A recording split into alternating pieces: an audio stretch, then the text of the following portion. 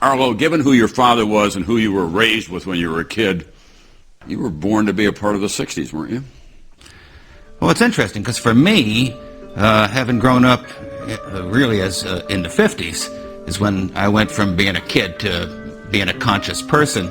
And in those days, guys like my dad and Pete Seeger and some others had really set the groundwork for the 60s as far as I was concerned, as far as the music was concerned, because they went around even earlier, back in the 30s and 40s, realized that the songs that people were singing on their back porches was telling the history of people that wasn't necessarily in the textbooks in the schools. And that led the way into the songwriting era of the 60s. So for me, I was prepped pretty good for that.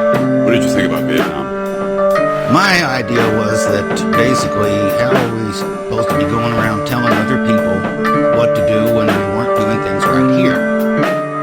You got to remember, in the context of the times, the civil rights movement was going on. There were people who couldn't vote in this country, and yet we were going over there telling those folks what to do and how to do it, and this is the right way.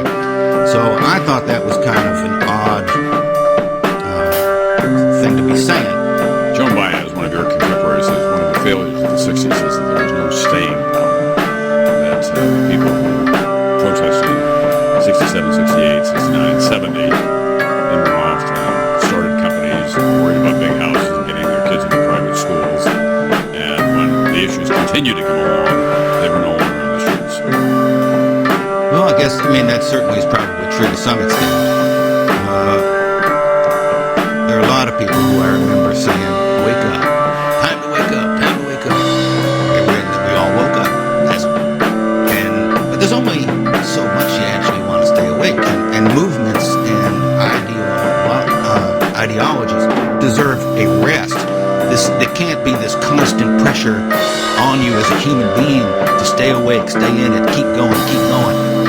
It's just not natural. So I don't have a problem with the 60s drifting off into a comfortable sleep. The thing is, you need to know when it's time to wake up again.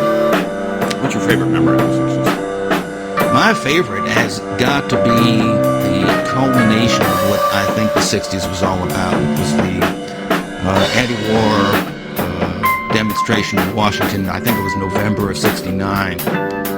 To see that ocean of people. And at that time, you got to remember, at that time, we were being joined by the guys that were coming back from Vietnam. This wasn't just a bunch of hippies anymore, because it was easy to talk down about them. It was easy to say, oh, they don't know nothing, they're just stupid. But when the vets came back, and they got on those platforms, and they started talking about what was going on, and that they supported the idea of, let's just get the hell out of here, I knew that it was virtually over. And so the highlight for me of the 60s was this wonderful event in 1969.